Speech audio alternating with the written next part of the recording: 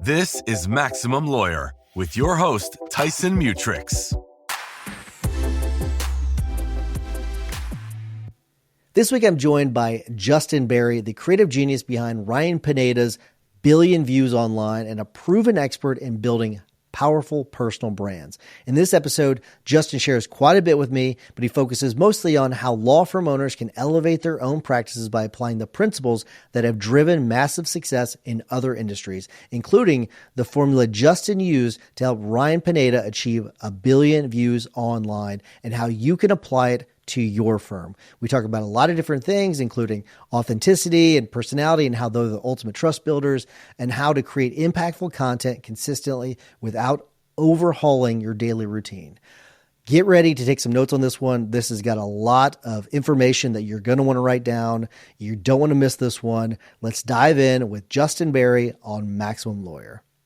Hey, Justin, welcome to the show. Oh, man. Thank you for having me. I appreciate it. Yeah, it's good. It's good having you. It's we're sitting here in Vegas, and I was kind of chatting about your Braves hat. I was about to give you some crap because I'm a Cardinals fan. But no. I get that all the time, people with my different hats on. I always tell people it's just a crown for me. So I got different crowns I wear. But I go, I'm a Sox fan, sometimes sad to say.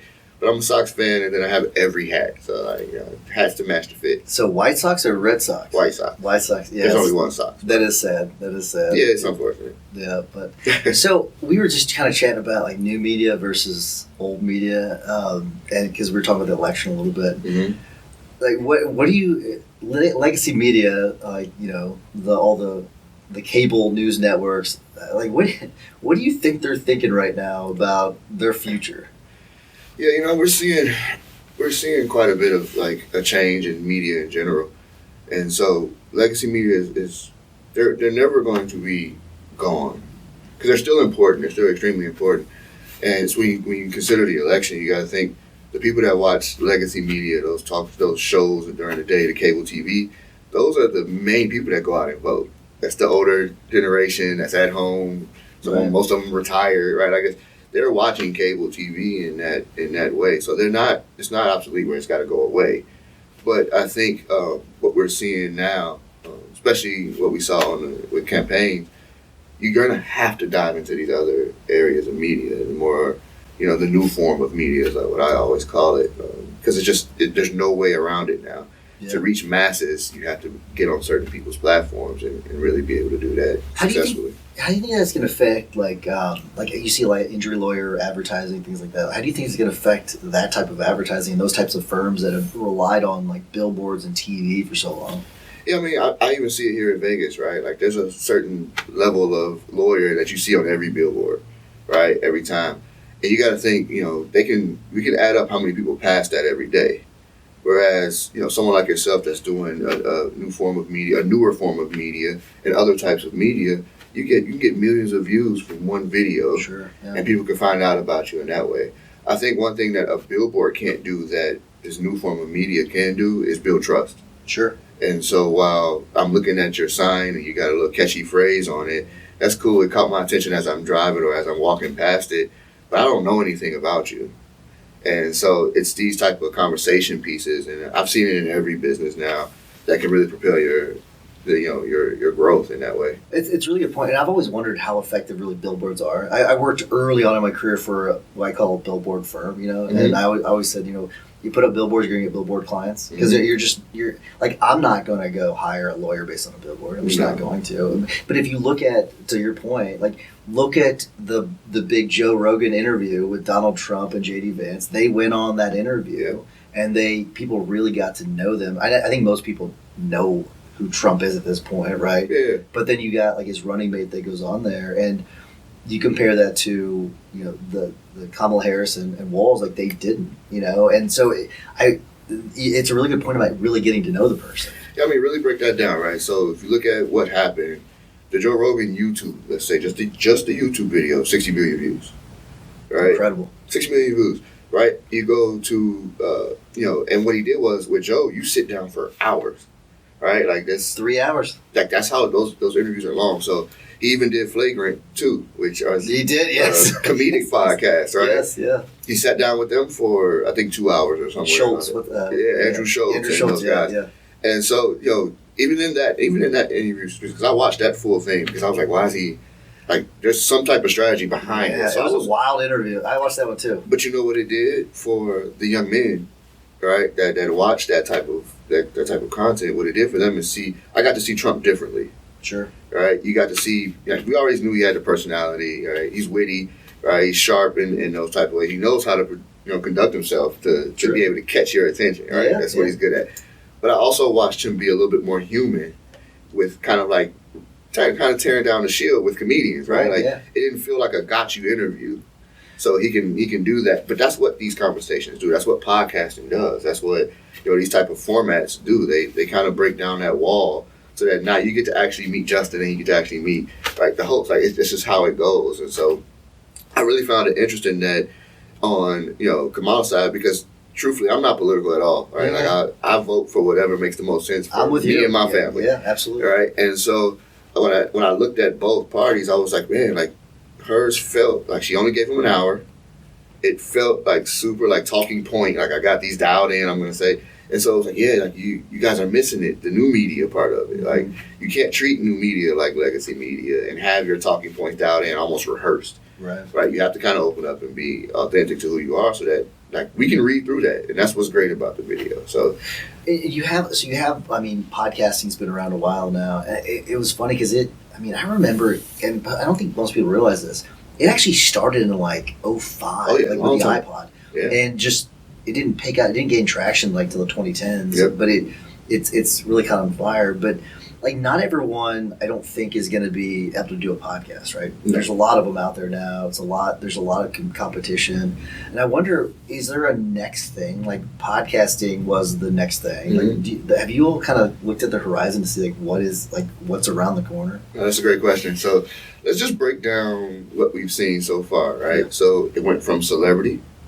right? Which it clearly had zero effect on this election, right? Yeah. Not at all. But celebrity, and it's still a thing, right? You see Denzel Washington in the airport. You're gonna go, oh, wow, that's Denzel. Yeah. Maybe I want a picture. Maybe I want an autograph. Who knows, right? I'll try it out, right? That's a celebrity, but he has no influence on your decision making. Right. He's just a celebrity, right? It was cool to meet him, right?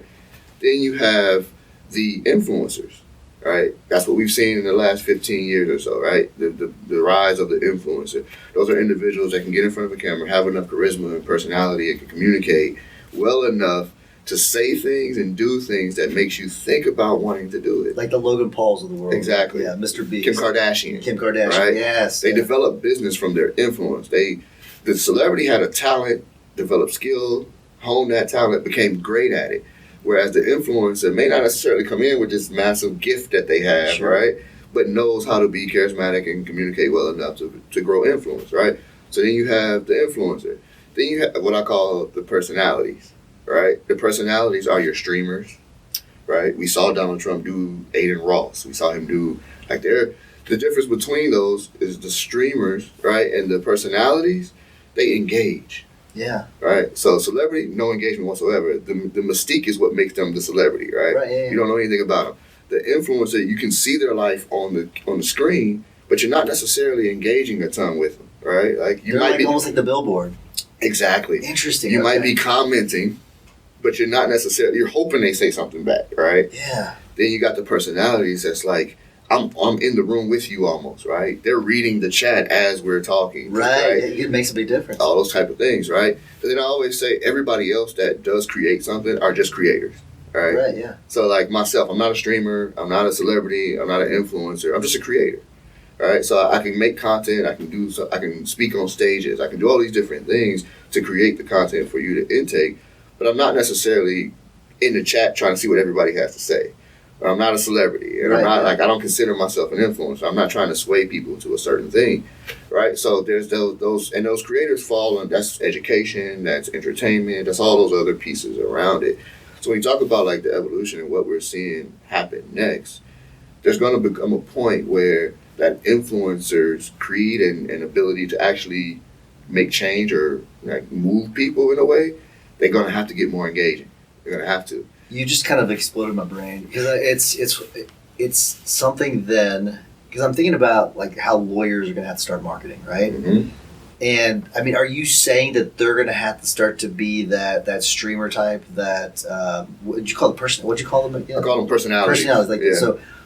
And if they're going to have to be the personality, that's a lot of work. Mm-hmm. So that means they're going to have the worker bees behind the scenes to do all the work. Exactly. Right? Is that kind of what you're saying? Yeah, it's going to have to be a build out, right? So Right. like it's going to take more than just your expertise, right? Like where you have the knowledge. If you're also going to be the face, you better get somebody else with knowledge behind you. Right. Yeah. Right. It's when you hire your COO.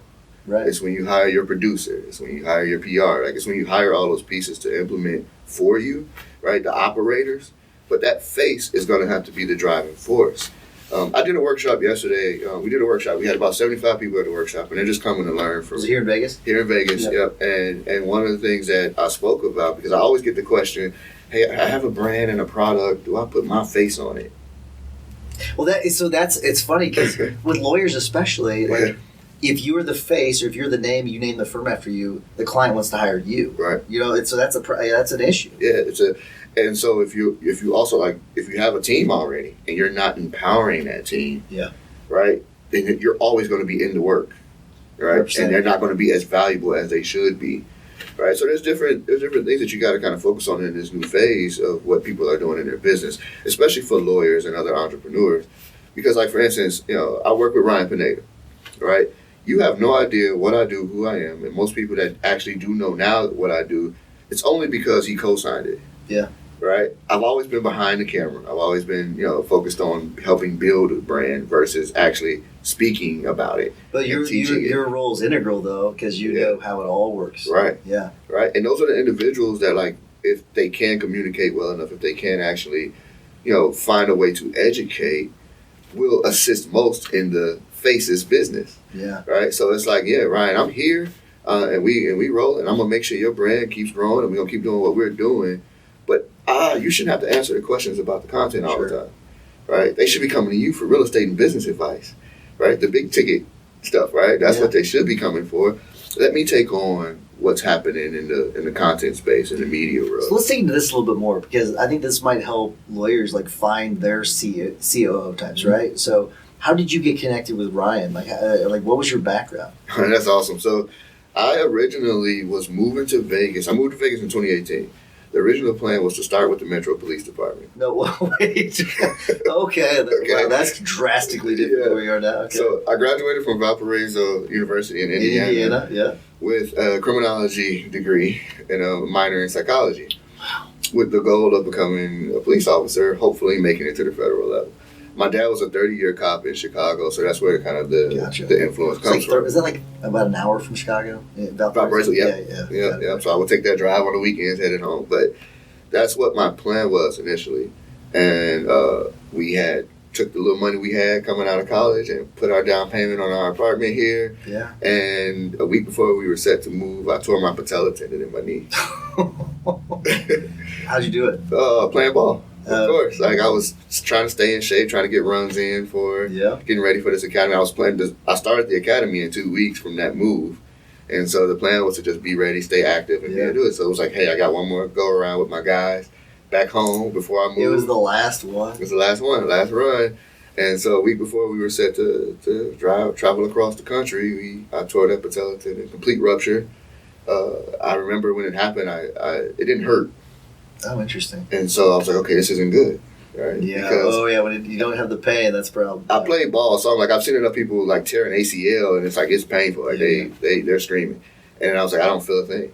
And so I knew my body was immediately in shock. I knew that when I looked at my knee, I could definitely tell that it wasn't good. Right. And so I was like, okay, this is gonna put me down for a little bit. I had to stay 2 weeks back for surgery.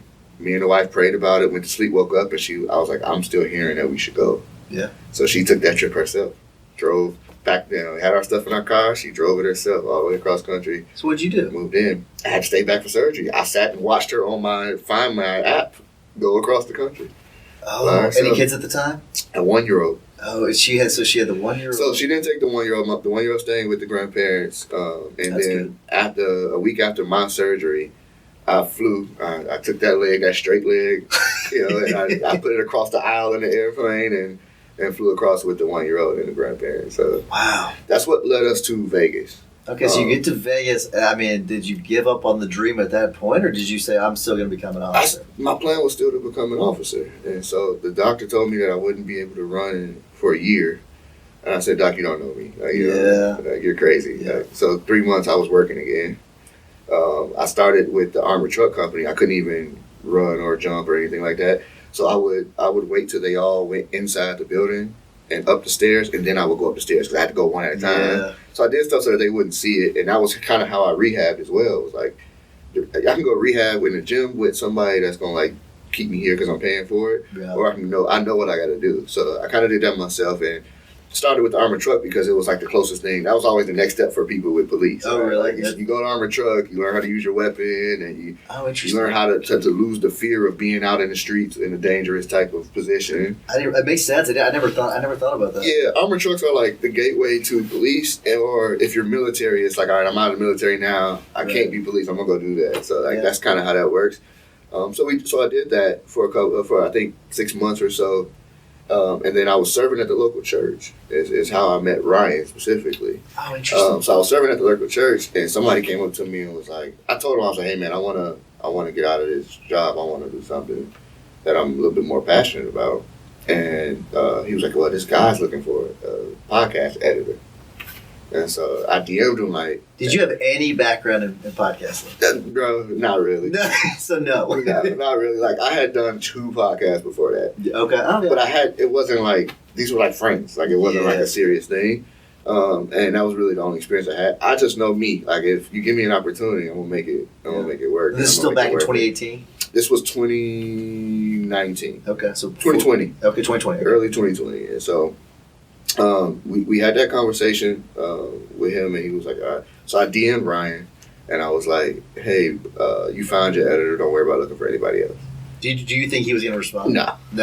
I didn't think he was going to see it. You took your shot. I think he was even going to see it. I'm like, maybe somebody on his team will see it. Because at the time, I think he had like 100,000 or something like that. 80 to 100,000 on there. So I was like, he probably won't see it. Sure. And I didn't have a full understanding of like influencers. Like, I didn't really. Well, that was early on in it. Yeah. I mean, like, that was 4 years ago. So that, I guess it wasn't super early. It was like in the middle of it. Right. Yeah. So yeah. Yeah. And I didn't know. Like, I know now that these guys actually read their DMs, whether people believe it or not. Yeah. Right? Like they actually read them. So it's like interesting. I wouldn't have thought that either. Oh yeah, you wouldn't think so, but they're in it. They know what's going on. Right? Yeah. So I also reached back out to that friend. I was like, I knew somebody who knew him. I was like, let him know, right, that I want to come in and talk about that. Yeah.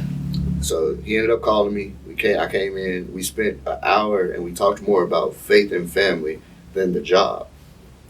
And so by the end of that conversation, he goes, hey man, tell me what it is that you want to make. And so I think I said something that was like $1,000 more than what I was making. Yeah. And he said, yeah, so fast, I knew I messed up. Yeah. I knew right away I shot low. What did you learn about valuing yourself in that conversation? Dude, what it was is I had no like real experience. And when you go in, you're like, man, this is a real operation here. Like this is a real thing that he's trying to put together.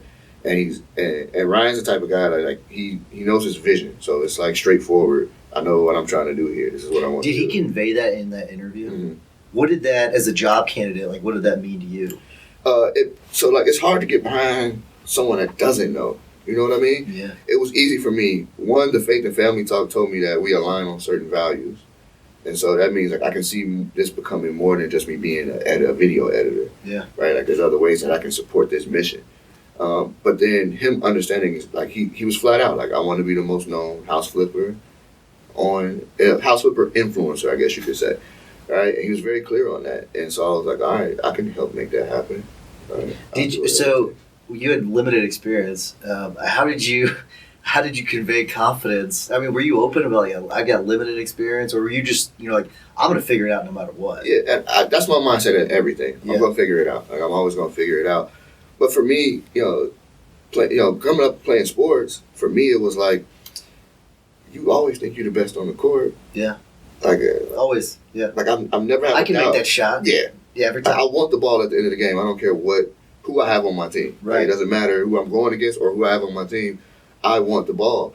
And so it was like, I feel that way about anything that I'm trying to take on. It was like, yeah, I've heard of D-Rock with Gary Vee. I don't care. Yeah. Like, he ain't better than me. Right, yeah. Right? Like, you know what I mean? So it's like, I could fit, I'm going to work until I get it, until I am great at it. And so that's how I that's where the confidence comes from, I guess you could say. Sure. I was like, nah, I'm gonna be. I got you. Like, when you tell me what you want to do, we're gonna make it happen. What did that interview teach you about hiring? One, care more about your core values than you actually do the skill of the individual. Yeah. Right. And I've seen it now 100 times. Right. Like people that come in very highly skilled can do certain things at a high level, but their core values don't align with the business, and it just doesn't work. Yeah. So we look for, we call them peeps. So people that have passion, energy, they can energize other people. They've got edge, they can execute. And the last P doesn't mean anything. It's just we wanted to create a word out of it. So we call them peeps. Otherwise, they'd be called peas, and it'd sound weird. Gotcha. So we have a certain mold that we're looking for when we're hiring attorneys and with case managers, whatever. And so, are there certain characteristics that you're looking for too? I know you talked about the core values, like the value part of it's important, but are there like certain characteristics that you're looking for too that you know? Yeah, well, a big piece is your faith, right? Like, well, it's not required. It will align. You will align better if you are a believer. Yeah. Right. I watched that too. Like our office kind of shifted and changed. Right. Where that value became higher priority, and who you bring in, then you see like you got people that like to be around each other. Mm-hmm. They're excited to come to work in the morning. Right. They're excited to work together to figure out how to solve an issue or solve a problem. Right. A new product comes out, and everybody's excited about it because of the amount of people that it can help. Right, like your values are going to determine how much effort you're actually going to put into it. Yeah. Versus the guy that comes in that's like really high skilled and money motivated. Yeah. Right, and it's like, yeah, well, when you feel like you're not getting the attention or the money that you want, how much effort are you going to put into helping our clients and our community? Right, like it probably won't. And so that's where I learned that from him, like certain questions to ask first, like just be upfront. Right? I was going to ask you, like, how do you figure that stuff out? Like, what are some of those questions? So, for instance, like if I'm interviewing, like for people that I've hired, I go, "Are you married? Do you have kids? All right. What's your thoughts about these things? Like, do you want to? Are you planning to? Sure. Right? Like all those things. First, like, what's the standard as a man? Right? What do you believe a man is? Interesting. Okay, so you're getting deep with it. Yeah, I want to know. Because you got to think like in a startup company, in an industry, like especially these niche industries. Even for lawyers, like you're going to spend a lot of time with that individual, right? And I want to be able to stand next to you and know that you didn't insult or hurt anybody else that's in this room. Yeah. All right? Because, show me your friends, I'll show you your future, right? And so if that's the case, we got to be kind of on one accord here and represent in a certain light, especially for people to trust us. Because again, influencing and having a business like that, it's all about know, like, and trust. Always, it's never changed, right? I can get you to know me. Yep. I can make my best attempt at getting you to like me, but at the end of the day, are you truly going to trust me? And with trust comes that support that you need to help your business grow. And so I want to be able to stand next to individuals that are like that, right? Like the majority of our office goes to the same church, and it wasn't like you got to go, right? It was. Yeah, I'm assuming you get led that way. You didn't hire all the people from your church, no. So they kind of like bought into the culture. Exactly. Hey, let's check out this church thing. Exactly. So it's important. That's a big one for us. I think when I speak to other business owners and things like that, one of the big ones that they have, that I've heard a lot, from owners, is they really want to be sure that you're more, intrigued with how you're going to assist the next person versus yourself. And so, that's already, a servant mindset. You also got to be able to have that grit, right? Like, hey, 100%. Don't let up, right? Like, you never heard a no before, right? You got to know those type of mindsets that you need to have to be able to prepare. Have you made any bad hires? Yes. Like, what would is there like a ribbon that you can kind of figure out what was like the common trend or thread between all of them? You know what? For bad hires specifically, like what I've seen, and truly I haven't made many, but there's a few that I can think of specifically. But what I saw in them was after achieving success, things changed, and that's just a character flaw, right? So, for instance, we start seeing really like videos really perform really well on our end from the media side, and money's flowing, and then all of a sudden, the conversations change to shift to where like you think that you're the reason. Oh, interesting. Yes. Yeah. Right. So it's that toxic employee trait. Yeah. And it's funny, right? So like one of the things that helps me actually promote myself is that I've done over 1 billion views produced, right? Like I've touched it with just Ryan. That doesn't even count everybody else, right? I don't say that to say that I'm the reason. No, yeah. I say that to go, hey, we did this together, right? We done over 1 billion views. That's a lot of people. Whereas these individuals are like, how's Ryan up there taking credit for what we've done? And I'm like, no, it's not how it works, right? And I think that sometimes is a tough thing especially when there's a face to a product, right? To a company, there's a face. You got to remember that, like, they're here for him. They're not here for you. Sure. Right? Like, he's going to get the first opportunity. He's going to get the first dimension. And it's like being the best on a team, right? Like, if the Lakers lose, it's LeBron's fault.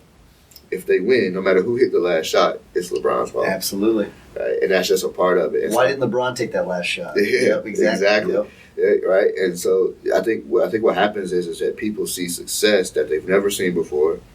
It's hard to kind of understand it sometimes.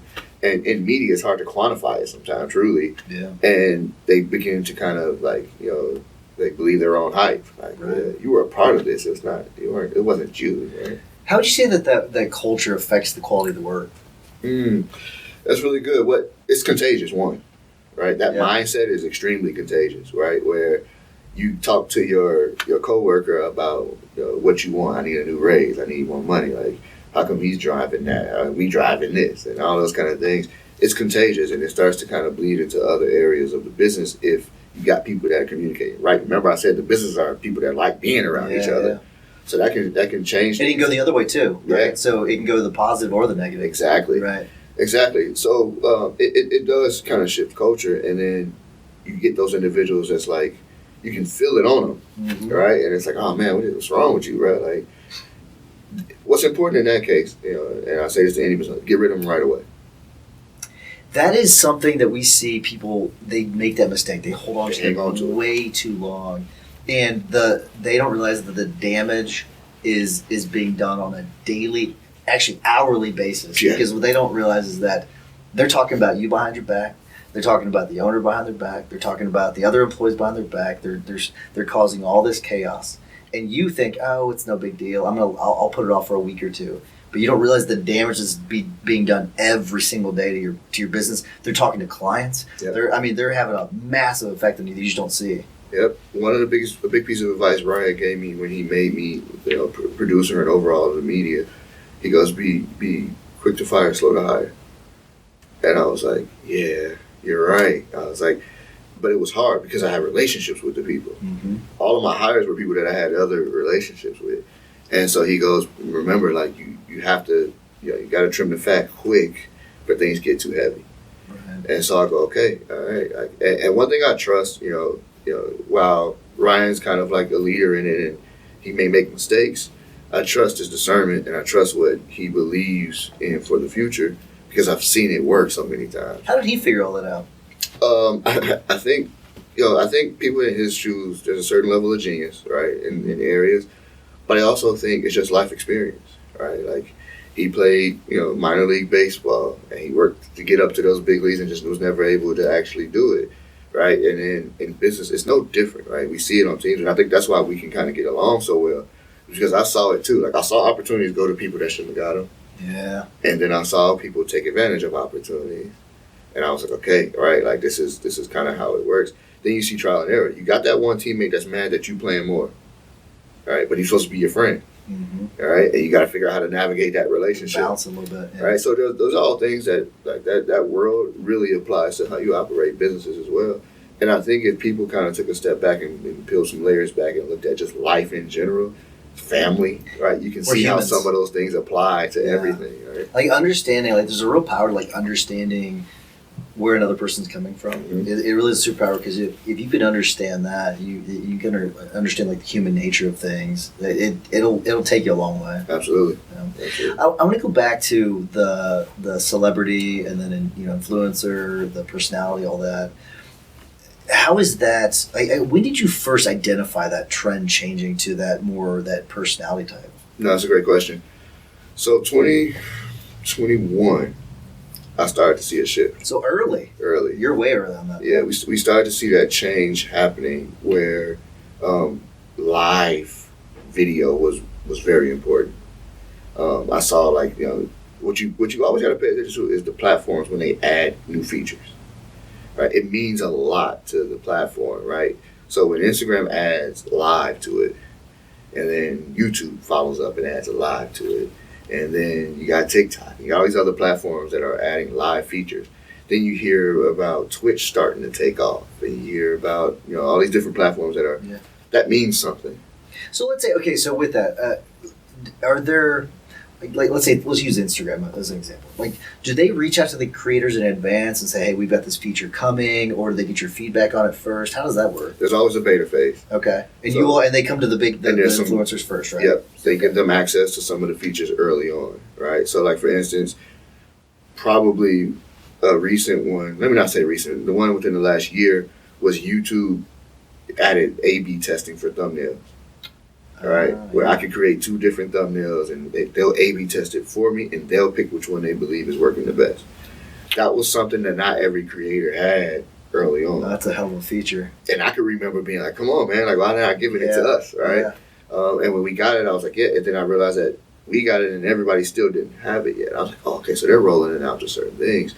And that's a huge advantage for everybody. Yeah, that's massive. So that's kind of how it operates. Like, the platform, before they roll it out completely and spend money on updating their server, they want to make sure that it's going to be something that we even want. Sure. But in that, they know then, like, oh, we got something, right? So when they add those new features, like, remember when Instagram went from just photo to video? Yeah. They did that because they had to compete with the TikToks of the world. And so it's like, all right, we got to allow them to have more access to it. YouTube added shorts and stuff. They were absolutely trying to keep all the creators that only could take video, or that, that person that would manipulate that photo a little bit. No, yeah. It got a little harder. I never thought about right? that. The filters on the video. You can't do that. Can't do it as much. Yeah. But what did they do next? They added filters to the video. Mm-hmm. And so it just keeps snowballing into new things. And so that's how you can kind of stay up to date on what's going on, right? Like, and that's how I do it. Like, I've been trying to get Ryan to do live streams forever. For him, it's got to make sense business-wise on whether or not he wants to commit to it. Because it's a massive time commitment. It's a huge time commitment. And that's what I'm worried about with lawyers is, like, it's obviously an effective tool, but just you've got court, right? You're signing up new clients on that. So it's got to make sense for the business. Yeah, and I was just it's funny because I was tapped into down in Georgia, the YSL RICO case that was going on, right? Yes. And I wasn't watching for that because I don't really care about that, but I wanted to see how the lawyers, because they're becoming celebrity. Yep. And I always think in these moments that can make or break a career for a lawyer, right? Like, these guys are going to be like, you got to think about like Johnny Cochran and all that, like that. These moments make or break, right? And so I was watching. I was like, everybody on the defense did a live stream after I got out of court. Way. Every day. Oh, I didn't know that. Now, mind you, it was the longest court case in Georgia history. Yes, they're still going, right? Like, but after every day in court, they did a live on Instagram. I didn't know that. Right, because of the growth of celebrity. Sure. Right?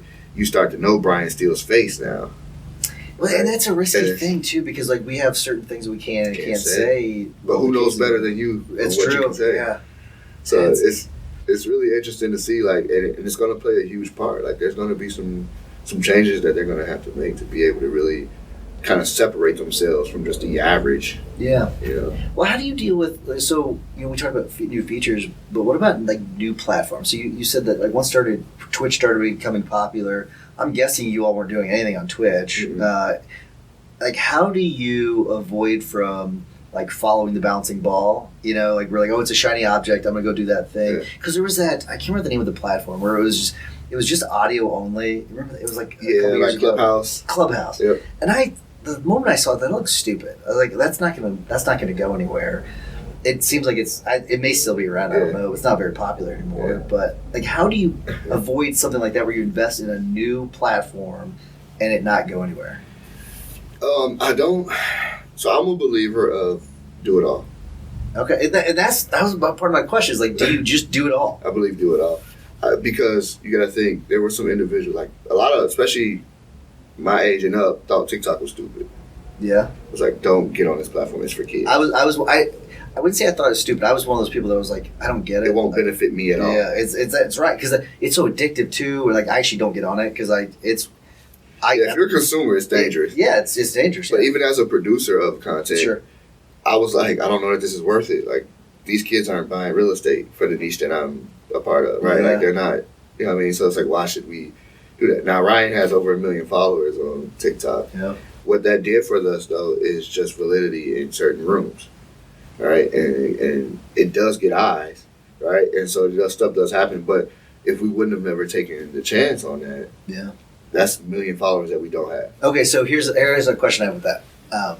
Because there's I'd say a debate either internally with people in general, or they're vocalizing it. But there's the idea that I can get a million views or 1 million followers, but does that lead to clients, right? Mm-hmm. So how do you connect the dot between or making money for real business, right? So how do you connect the dot between I'm getting the views, I'm getting the followers, I'm getting business from it? You know?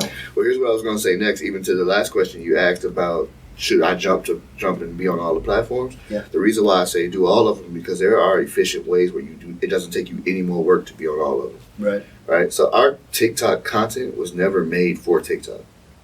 It was just made. It was made for YouTube. It was okay. It's for YouTube. Okay. Right. Because I know that YouTube are our clients. Okay. Now I want to make sure because attorneys like to get into the details a little bit, so I'm sure listeners are like, okay, well, did you turn the camera sideways? Was it a portrait mode? So were you talking about for shorts, or was it more for YouTube?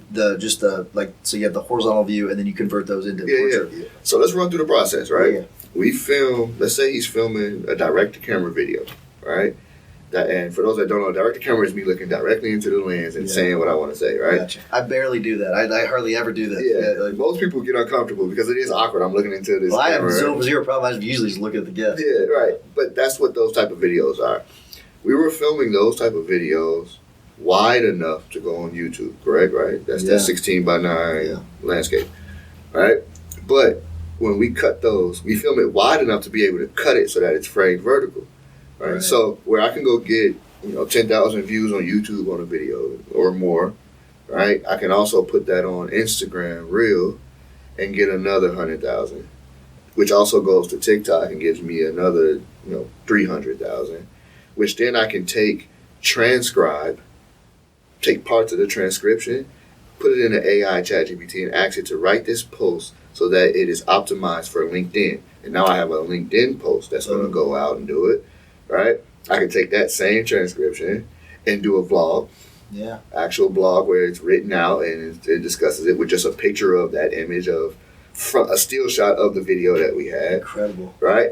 So now I'm touching every single platform. Do you have this automated? Do you have an automated process where you kind of like using like Zapier or something like that, where you just like plug it in and like with the ChatGPT stuff, right? So you do you have it set up where it's like that efficient? So we just have a staff of 4 people. Yeah. Everybody's responsible for something. Okay. Right? And I developed a system that flows so that it's never out of order and it works together. Oh, cool. Right? And so if my editor of my YouTube video is complete, he knows who to assign next for it to be able to start the process for the next, whether it's a short or fill in the blank. But that's how we kind of developed that system. So it's no more work to Ryan to be on every single platform, which is why I was like, do them all.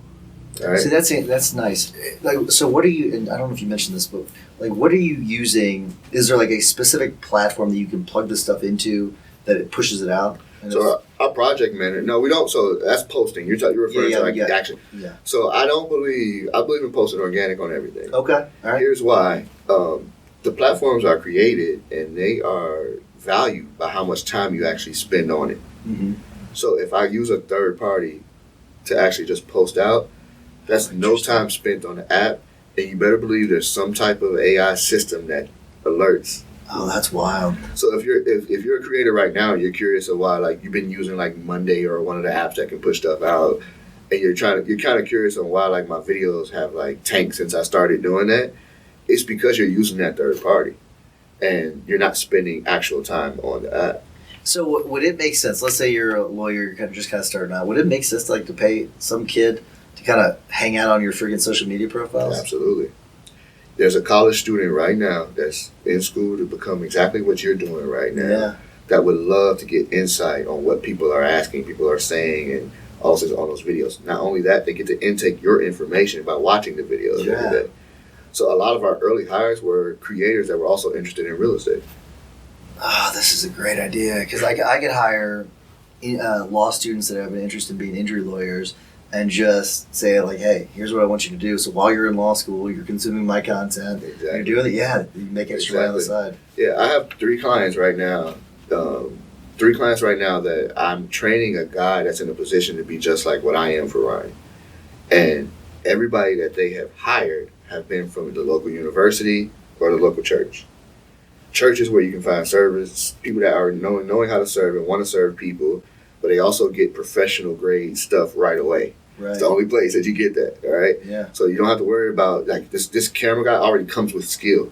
Yeah. Because he's doing it every single week with professional grade level of camera work. It's a great place to hire somebody to do video work. Such a good point. Right? Yes. But then for the individual that's the content manager, that's the person that's posting, they may be responding to comments. We'll get to that too, because a lot of people forget that social media is social first and then media, so they don't respond to anything. But that individual then understands, like, oh, I'm actually wanting to know more about the niche, whatever the niche is. And so this is giving me free information. I'm getting free courses. Our lead videographer with Ryan is just turned 18. We've had him since he was 15. You're kidding me. What? We took him out of school. What? He knew he wanted to be in the media space. I had a conversation with his dad. Rest in peace, his dad ended up passing away. But I had a conversation with his father, and I was like, hey, he kind of knows what he wants to do. He quit his basketball team to film the basketball. And that is such a powerful, if you can figure out what you want to be as early as possible, I mean, that's amazing. It's so great. And I tell him all the time, if you're 21 and still doing this, I failed you. Wow. It's a mistake on my end, because you're seeing all of the wealth business, and you got people, he's filming with the Grant Cardones of the world. Yeah. Right? So it's like, you're getting a lot of opportunity, you're learning a lot. Just make sure you're intaking that information while you're actually doing the job.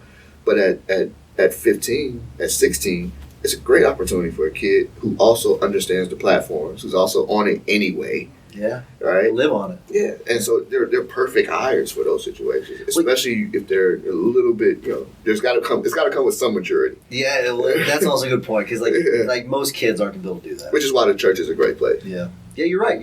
That's a really another good. The thing about the equipment though is I never thought about the equipment, the experience with the equipment, because most churches, a lot of churches are equipped with all that professional equipment. Level, yep. Especially with they stream a lot of their sermons now and all that, so it's pretty advanced stuff. Absolutely, that's pretty cool. Absolutely, I really got the opportunity to hone my skill with City Light Las Vegas, Pastor Javen Chavez's church, where I came in with some camera skill, right? Like I was filming weddings and all that other kind of stuff, but to really get into like the real details of the high level stuff and live streams and all that kind of, I was able to take what I learned there over to Ryan and implement those things. So it really is extremely useful. It's a great place to hire. That's awesome.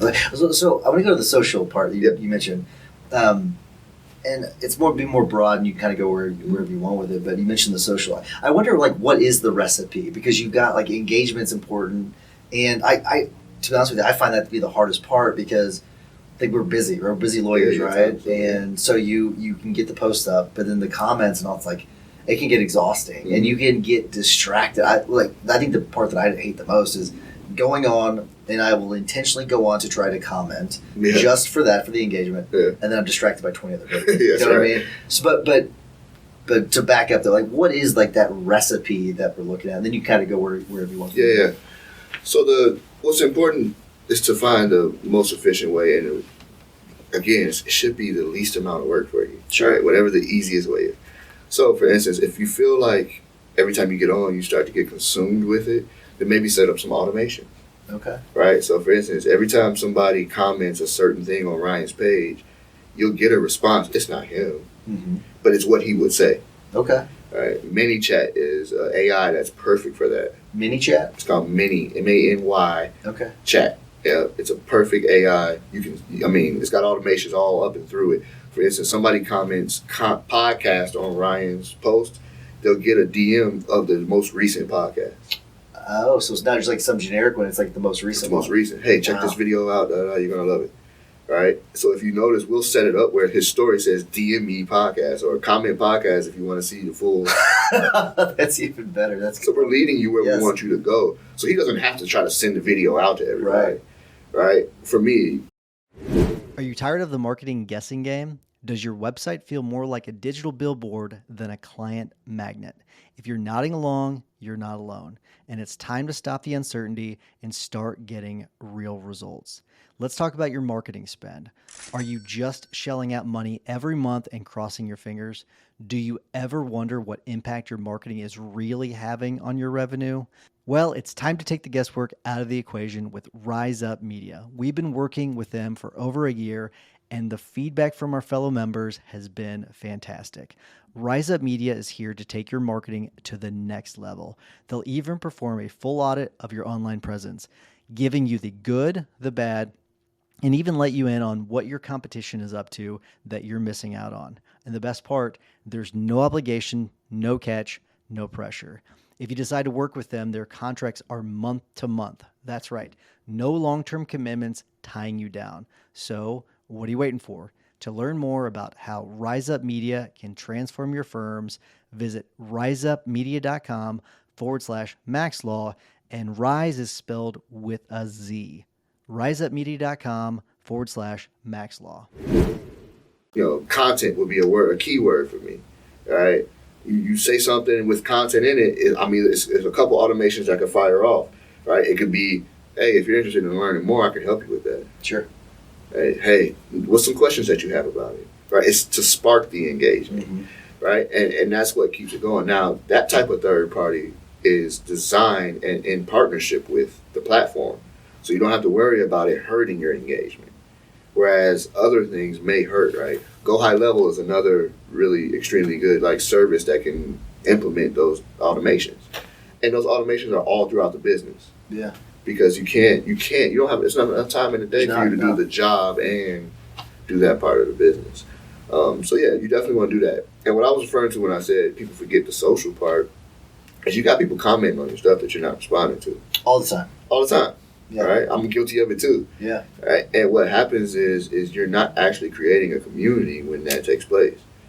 Whereas when you can comment, when somebody says something to you, especially if they like something, even if they don't like it, they just want to hear from you. Yeah. Right? Even the hate is really just love.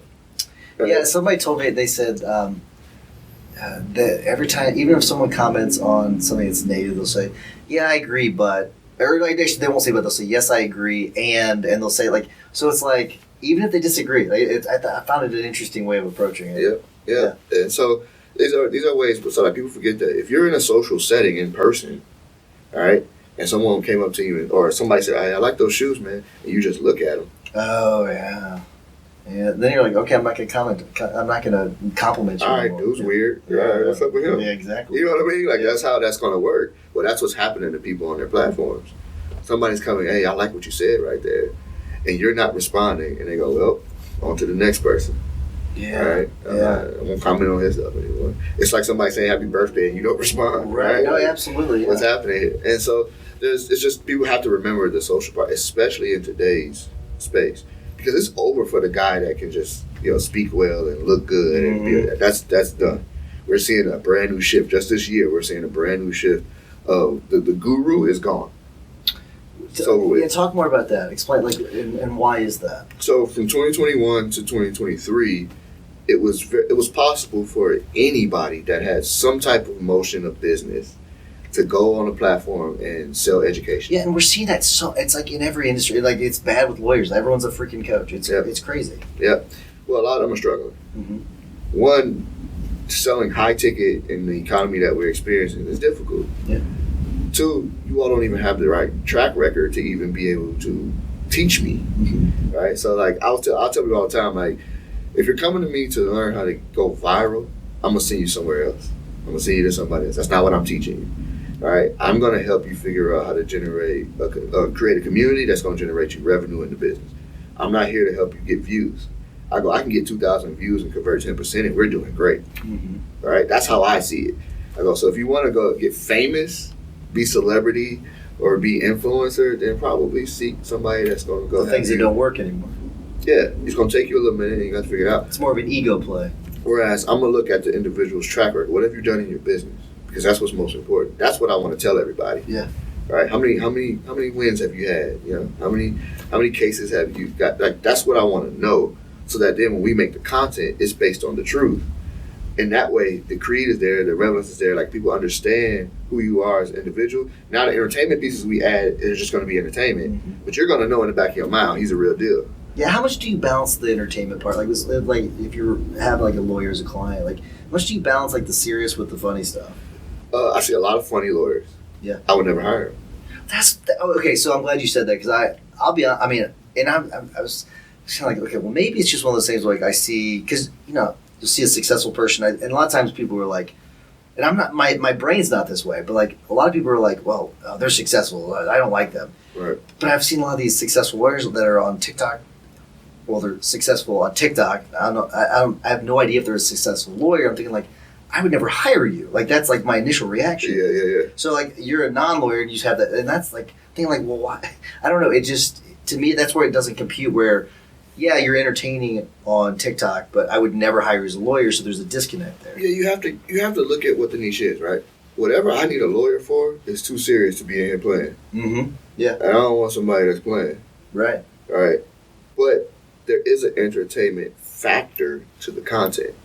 Right. So, for instance, you can, let's say, the best way possible legally, can tell a story of a case you've had in the past. And we can do that all the time. I can tell you about all my cases as long as I don't mention the client, and right. or enough details that you could identify the client. Right. Yeah. So you can do that, and there are going to be some entertainment pieces to that, and those are the pieces that I'm going to cut. But I'm also going to, a few clips later, is also going to be the result and how you want it. Right. Right. And I'm going to make sure that stands out. Right. So it's like, that's how I balance. Right. So, for instance, I'm talking about Ryan because he's my most well-known client, but Ryan's golf clips, a lot of times don't have a ton to do. It's not a lot of value every time. Yeah. Now, there are certain clips where they're having a conversation that is high value, right? Because it's a golf course and that's where it happens. Sure. I'm giving you both. Oh, you might funny. see the swing at the beginning, and then you might see the conversation. Right? So I'm making sure that even with his personality, you're also getting a lot of value. Yeah. And that's even for a lawyer. That's why that's important, right?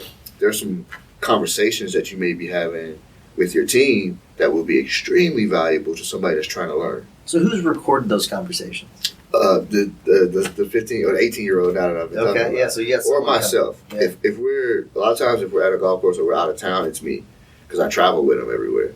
If it's local to Vegas, then I send the kid out there. So would it make sense then to have, like, as lawyers, like, well, and maybe not all the time, but like have someone, like, when we're going somewhere following us around, like recording us all the time? Yeah, if you know that you're going somewhere where there's going to be value to be given, or you think like, hey, I know I'm going to have a lot of conversations here. Yeah.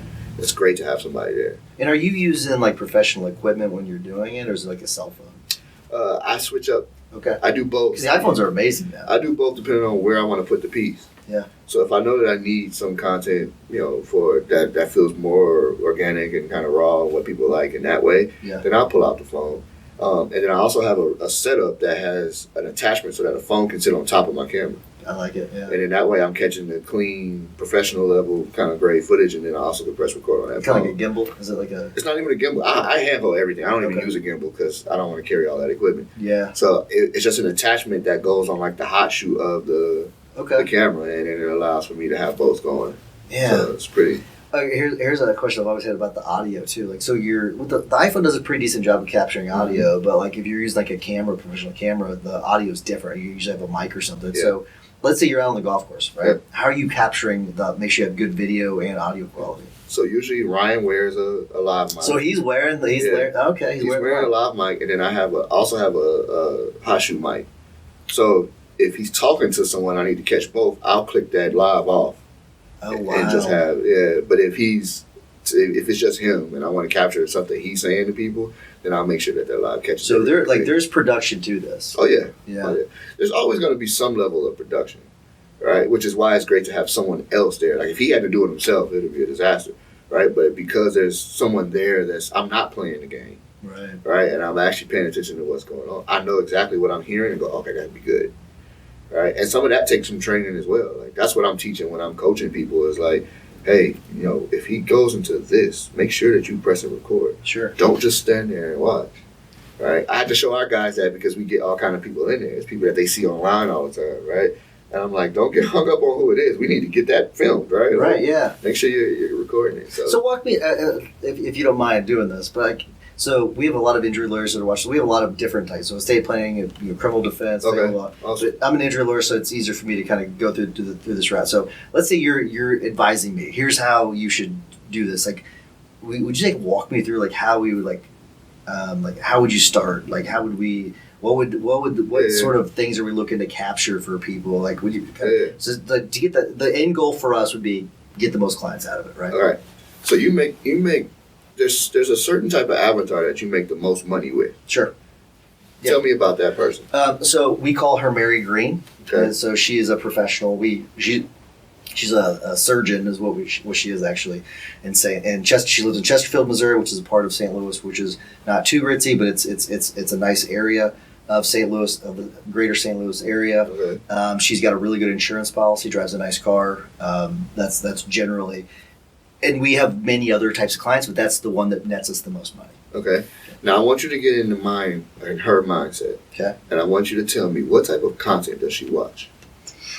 Ooh. And I know that's something that you've never thought about. I've never thought about that. That's interesting. That because it's such an obvious question. It seems, but it's so probably something similar to what from a professional standpoint, probably something similar to what I would watch. But I'm a man, and so she probably watches different videos. Documentaries, maybe. She probably has limited time because she is a surgeon, because she's probably watching videos in her spare time, probably on Netflix. Maybe some I'm thinking about what my wife kind of watches too, like maybe some horror flicks. Now you don't even have to answer. Yeah. What you just did was perfect. Yeah. Because we're going to create exactly what she watching. Oh, this is brilliant. Okay, all right. You know what I mean? Yeah. Now that doesn't mean we're going to go do a documentary.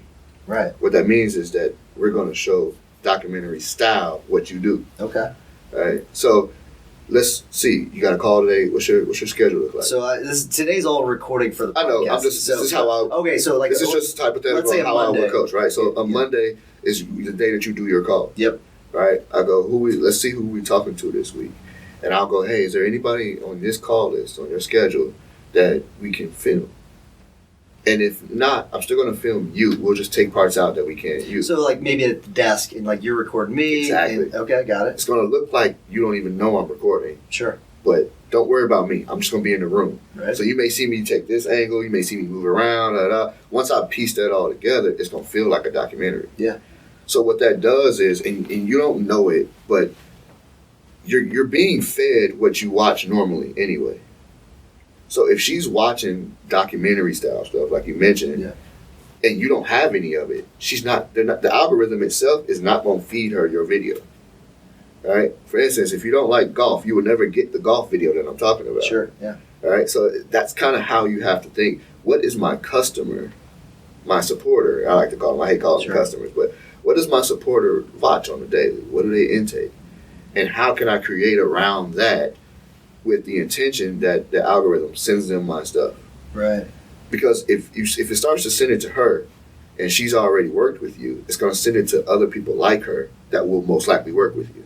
Yeah, how do you do with things like market segmentation? So, we get a lot of referrals from attorneys, right? Mm-hmm. So, and the attorney side of things, where we get cases, we almost kind of treat them like clients too, where we get market to those people.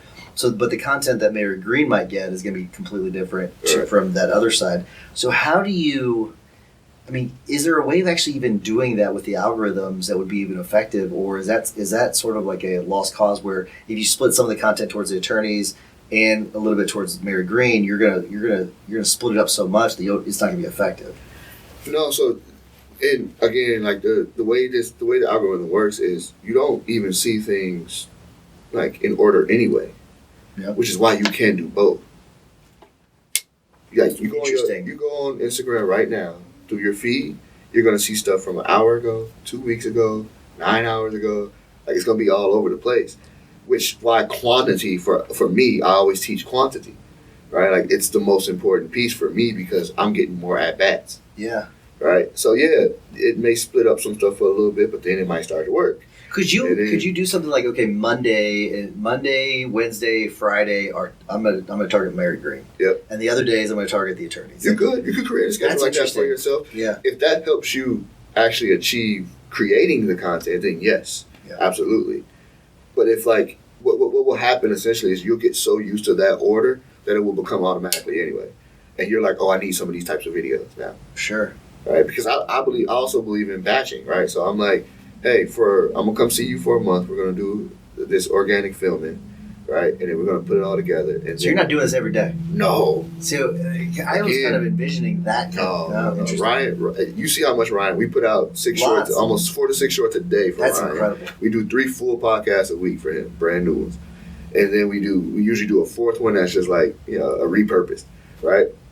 He films 6 hours a week. Wow, that's not bad at all. 6 hours a week is not bad at all. That's intentional filming and it's podcasting. And what's great about podcasting is for him, he's either the consultant or he's being consulted within the podcast. So it's what he would be doing anyway, right? Yeah. So for us, it's like this isn't any more work to him. When you see him in the car or on the golf course, that's stuff that he was doing anyway. So we're not disrupting life in any kind of way, except for those 6 hours, and that's just intentional. Do you think we'll start to see like companies in general? I mean, whether it's law firms or whatever, like start to have like departments, like social media departments, where like they are almost like the accounting department or like the billing department. You know what I mean? Like it's marketing. Are we start to see that? It's marketing. Yeah. Right. This is social media marketing, right? And it's new, but everybody, it's not going to be a question on whether or not you have to have it. Like you're gonna fall way behind if you don't in your business, and that's just the truth of the matter. It's not because I'm in the industry, because this is all new. Yeah. Right. It's like evolving. You've had to evolve with it. Dude, when I started, there was no one that I could get advice from, really. Yeah. There was like 2 or 3. Yeah, there were like 2 or 3 people that can tell me how to do this role, and it was like, all right, you just got to learn it. Yeah, you got to go figure it out. Was it trial and error for the most part? Yeah. Wow. It's still trial and error. We really don't know. Yeah. Because the platform can shift its algorithm however it wants to at any given day. It changes weekly. So we don't actually know exactly. That's why I'm never going to lie to people like, hey, you do this, it will get you. Anybody that says that, it's just not real. The only cheat code, consistency. How many companies have you seen come and go that like they think they've got it figured out and then they don't and they stop testing, so they just go away? They go away. Yeah. People usually don't last a year on social. That's really? Yeah, they don't even get through the year. That's incredible. Because when you spend money on it, you expecting a return, and that return don't usually come for months. Yeah. Right? Or it doesn't come in a way that you can quantify it. That is a big issue where because I know that Facebook is very good for us. Okay, we post regularly on Facebook, but it's really hard to tie that client call to it being Facebook. But generally we're like, okay, we know the more we do on Facebook, the more clients we get. We know that the less we do, the less clients we get, because it's a very effective medium for us. But it is so hard to tie those together. So how do you track those kind of KPIs? You trust it. Yeah. That's a really hard thing for lawyers to do, by the way. I know, because they know, yeah.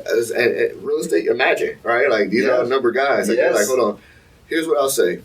The last 90 days, and I'm going to go back to Ryan because that's who people can see and would know is the largest client I have, but we got 250,000 watch hours on YouTube. 250,000? 250,000 watch hours in the last 90 days. That's incredible. It's almost 30 years of watch time.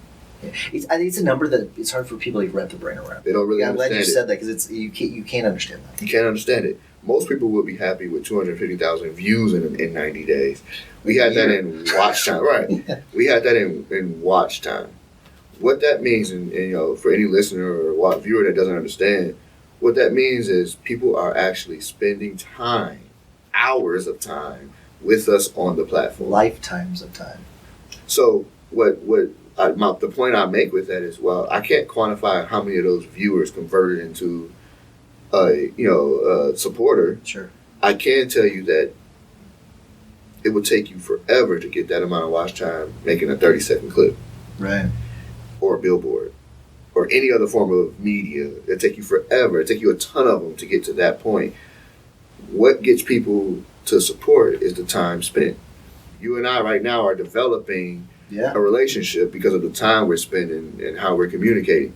I'm not going to walk out of here like, hey, I got an injury, I need a lawyer, and not think of you. Yeah, absolutely. Yeah. You know what I mean? Sure, yeah. Because of the time spent, right? So that's how it goes. Like, the more I can get people to spend, and I can tell you now, like, we don't have to get a ton of views on a video. Like, we got some that do really well, we got some that don't. It just is what it is. We also don't care, like, we don't care about how much money we get on the AdSense. Sure. Doesn't matter, right? Like, if it's $250 or if it's $10,000, like, it doesn't matter. Like, it's okay. My focus is, are they spending time with me? Mm-hmm. And right now, our average viewer stays at the very least, and this has been consistent for the last 3 years, at least 20 minutes on our videos. That is a long time. Yeah, because you got to think, a lot of creators only make 20-minute videos. Yeah. We're making 2.5 hours, and they're spending at least 20 with us. And so that's a key point, because if you went to door knock someone to tell them that you this is what you do and this is what you're selling, think about how long 20 minutes is standing there at that door. It's a long time. I mean, that's a long time. That's an eternity. Yeah. 3 minutes is an eternity for like standing at a door talking to somebody, Yeah. So while Ryan can't quantify what comes in from that, he knows that it's having an impact on the business. Yeah, that's wild. There was something you'd mentioned. It was like so fascinating. I want to get to it. I don't remember what it was, but it's because like you have all these great ideas and like these thoughts. It's like I've got these explosions in my brain. Like, this is fascinating. What would you advise? So let's say there's an attorney that's just starting out. Like they're like, I'm talking new in their career. Like so they think, I'm going to graduate law school, but they'll go work for someone for a little bit, and then I'm going to start my own law firm. Yeah. Like, how would you say someone like that should start out? Before you even go work for someone, make sure that it's someone that understands what the new age is going to need to succeed. Sure. And what I mean by that, make sure it's someone that has a face, someone that understands a little bit about social media. They're doing the things that you know are going to be needed in the future. Don't just go get up under Joe Smo, who has he's 65 and stuck in the way. Like, right. That's not going. It's gonna start you it's gonna start you off wrong, essentially. And I hate to be that guy that says it, but it's true. Like, if he can't figure out and make adjustments with what's necessary now, then what makes you think you can learn from that? Yeah. And so what I look for, if I was starting off in that way, what I would look for first is, hey man, there's a generation out here that, are you actually in front of them? All right? Are you in front of them? Because, as I'm growing, they're going to be my clients. All right? As I get the next 10 years in this industry, those individuals that right now are doing their dance on TikTok are going to be my clients. So they should know who I am already going into it. Right? Then the next thing would be, are their values aligned with what you're trying to do? Yeah. Right? Like, I know, the law space can be really gritty, really nasty. Yeah. Right? And so it's like, but to be honest with you, that's a small percentage of the population. I'm sure, like every industry. I don't believe that for, like I said, I was on my way to being a police officer, and this was, my community, we ain't with that. Yeah. Right? And so it was like, knowing that, I see in my dad, I was like, that's a few of them. That ain't, few. We know them, right? So it's like, if you can know the few people, then you know that it's not the majority. So that's the case with everything. But I do believe, like, you got to make sure that you align with the individual, and then make sure that the individual actually wants to see you win. Because that's another piece. Like, people get mentors that are actually competitors. That's such a good point. And it's like, it's that keep your competition close keep your enemy close type of thing, right? Where, they'll get you in a position and make you think that you're not as good as you are, and now you're not actually growing, you're actually just trying to compete. Yeah. So that's also something else to be mindful of. Yeah, so I was kind of smiling because the first law firm I worked for out of law school was a guy, every time I'd bring in a client and I'd send letters out, we would put them up. This was like whenever we'd send letters all the time, now it's like all emails, but they would we'd put them on this little shelf, and then the receptionist, we'd sign them, and the receptionist would go and like put them in an envelope and send them out. Yeah. So I'd set my letters to the clients on there, and he would go behind me, take all my letters that I wrote, throw them in the recycle bin, print new ones with his name on them, as opposed to took my name off them, and then sent them out. That's funny. And because I only found out about insane. it. Yeah, I found out because one of my friends who's a client said, "Hey, I got this letter from this guy. Who is this guy?" I'm like, "What?" And I was like, "Oh, you got to be kidding me." So you're right. Like the wrong mentor can lead you down the wrong path. Yeah, absolutely. And you were smart enough to see that and go, "This is wrong." Oh, Think about how many individuals go, "Oh, that's just the way it's done." yeah. It's okay. It's his firm. No, that's nonsense. Yep. That's Yep. we butted heads to say the least. Yeah. I would imagine. Yeah. So okay. So you'd mentioned before about like if you saw like your lawyer on there like being goofy or whatever, you wouldn't you're not going to hire that person. Yeah. So how do we balance that? Like how would you recommend like whenever I start putting on my like social media content, I'll like what am I, because I want to be that personality type, not the influencer, right? Right. I'm not looking to be a celebrity. So I guess what am I doing in those videos? Like if I'm doing lives, okay, what would you recommend I'm doing like on a live? Yeah, so on a live, and this is about you. You want to remember that your common knowledge is people's ignorance. Yep.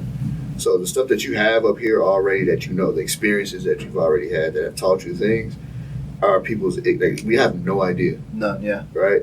I know. Do you know Erica Colbert? I don't think so. She's a lawyer, but she made massive presence now on social media, just from reading the fine print on products. So that's it. She would make videos. Hey, or if the airplane loses your luggage, they owe you and she would just read the fine print. Millions and millions of followers, millions of views. Right? She taught me that even a year from when I buy these shoes, if they mess up, I can take them back and either get the money for them or the actual product again. That's part of Nike's policy. That's incredible. No one. People throw the shoe away when it falls apart. I love these shoes, by the way. I don't know if people can see it. On the Zoom out, you can actually see it. But I got to tell you something funny about these shoes. ahead. We'll go back to this. Okay. My son, he had some that looked just like this, only they had yellow swooshes on them. Okay. We call them the Ronald McDonald shoes. That's so funny. He loved those. They were his first pair of Nikes. And so I saw these, and I was looking for the yellow. And I was like, there's no yellow enough. The Jordan 1, man. Yeah, exactly. So those are Jordans. But anyways, so let's go. Let's go back to that though. So I was when you were talking. But yeah, so she made it, but there was an audience there. I don't want to read the fine print. Yeah. So what problems are you solving? Yeah. And what she did was she would make it kind of entertaining, because if it was something for like United Airlines, she would do the green screen where she's standing at the United Airlines counter. Yeah. So it wasn't silly. It was like, oh dang, like it's humorous. You almost put yourself in there. Exactly. Yeah. Exactly. Like, and then she would like sometimes play and put like the hat on or whatever it is, right? Like she would kind of get the character down. Right. But the point was such a good point, and it was such valuable information that people are like, oh, I can get with this, because it wasn't silly. I see lawyers like doing the transition videos where they like, the guy falls off the gurney and then they roll into the information. Oh, yeah. And it's like, my man, like I need some help here. Like I don't need you playing, right? Like we had a video guy wanted me to do something like that, and I didn't do it. And video guys are going to say do it because it will get the views. Ryan did some of them, sure, because it would get the views, and then we quickly was like, no, this don't make sense for you. Yeah, it doesn't make sense for him. There's other people that it makes perfect sense for, certain audiences. Right, so you just got to kind of know your audience. You got to know what they want. Well, you gave me a great idea. I'm glad you said that, because I can do it with the same thing with insurance policies and settlement releases. Like explaining, like taking this stuff that's pretty complex that even lawyers screw up. We talk about I've seen lawyers screw up settlement releases all the time. And it's things that are they seem so innocent, small little things. Simplify and it for you simplify that for the audience. I think that's great. I hadn't thought about something like that. Yeah, because most people don't realize that the information that they have in their head already is, again, someone's ignorance. It's extremely valuable to the person that doesn't know. Right. And so I say things like, even the content side, I'd be saying something like, yeah, I thought that was good. I was like, that's just something that I would think that you would understand. Yeah, well, like, where do you track your all's ideas? How do you, like, so, like you talked about the insurance, you talked about what you call those videos? The policy. Yeah. So, you you have an idea for a video, like, do you all track that in a database somewhere? Like, how do you keep track of all that? So for me, I do so many now that I don't really. I focus it on a case by case. So it's usually by client. Okay. Right. So I have real estate clients. I have some music artists, like clients that are like, they're not artists, but they're in the industry. I have a guy that is like, he's business and comedy, believe it or not. Interesting. And so what his focus is so niche that it's so niche to the Latino community. So I had to start to learn more about that community and how that relates and how it's Latino business and comedy. All three. Oh wow. Okay. Yeah, which made me realize, oh wait, so there's niches within the niche too, all right? And so, but like these are all things. And what I first just break down who the avatar is. If you can break down the individual who you're trying to reach and what they're already wanting, then you just figure out how to. It makes more sense to create something similar for you. So in real estate right now, we know that most real estate investors are excited that we got our new president. Yeah. I was prepared for ideas for whoever won. Either one, yeah. Right? Because I know how they would feel if one side won, I know how they feel if the other side won. How do you brainstorm them? I do a lot of like intake of that specific niche. So like I'm looking at what everybody else is saying because I know that that's also what the creators are watching. Yeah. And a lot of it is just regurgitation. I bet your algorithm's so messed up. It's completely You get a new screwed. client, you start looking for new things. It's completely screwed. Yeah. The only videos that I know are for me, that are because of me, are basketball highlights. And for some reason, I get stuck on like animal content. Oh, why? No, don't ask me why. You watched too long a couple videos. That's all it was, right? Like there was a guy wrestling an anaconda and it caught me, and it was like funny. that was it. So every so often, y'all see one of these clips of a guy named Tarzan, like the real, and he's You have to like wrestling. scroll through. Okay, not that one. Yeah. I got to make sure I like enough stuff that I want to see, so that it starts to tweak and change in the algorithm. Because that's also a thing. Like if you want to train your algorithm to send you certain things, then just like and comment on some of the things that you want to see. Yeah. And then you'll start to see more of it. All right, it's just how it goes. It's sending you what they believe you're going to spend the most time on. Yeah.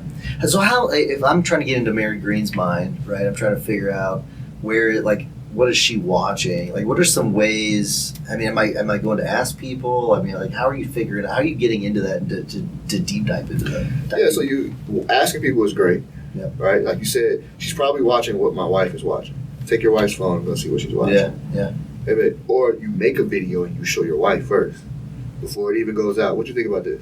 Oh, interesting. There's been plenty of time my heart's been crushed from my wife saying, "Justin, that ain't it." Yeah, they've got a way of doing because they say that they're gonna one give you the thing. truth. Yeah, that's the thing. That's the thing you don't want to hear, but they give you the thing you need to hear. Yeah. So that's always a great thing. Going back to Ryan, his wife Mindy was his editor at first. Yeah. Before he built out the team, and so she knew like this is how he wants to be seen. So they know the type of content, right? So asking questions, talking to your spouse, especially the avatar that's like it, right? Figuring out what that looks like.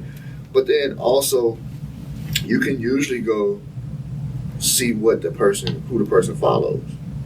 All right, so I do that when I get a new client. I go look and see who they follow. Okay. And then I go look and see who follows them. And usually I can tell, all right, if this person follows you and this lawyer over here, and then I go to that lawyer and they looking at, and I see comments from them or I see likes from them, I'm like, oh wait, they kind of like that. Okay, so when you were able to identify that, what are you looking for? Specifically on you identify, okay, who's your this is who you're following, this is who they're following, all that. Like, are you looking to see like what where they're commenting? I guess like what common things you're looking for. So I check for the hook of the video. Oh, right. What's the first few seconds? What do they do or what do they say? Right, that got that person to follow them. Yeah. Right, so that's usually what it is. Right, you only get the 1 second. Yeah. Before people's thumbs start going. Right, so I look for that. I look to see what people are saying in the comments. Right, because you can do the wrong thing and click on somebody where everybody's disagreeing or everybody's. And it's like, oh, I don't want to be that person. No. Right, that's the controversial person that's just saying stuff to get clicks. Is there any value in that? Yes and no. You sound like a lawyer now. Yeah, I know, right? But it's true. It just depends on what your goal of the actual piece is, right? Okay. So there's controversial creators where their whole goal is just to be famous, right? That's the alphas out there, right? That's these guys that are doing that movement.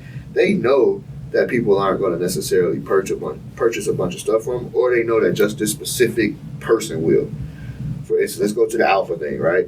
The guys that are alpha males now, that's leading our generation crazy right now. They know that their avatar are young men, right? True. Because even the young man that's confident like can Andrew Tate of the world. Yeah. Exactly. Yeah.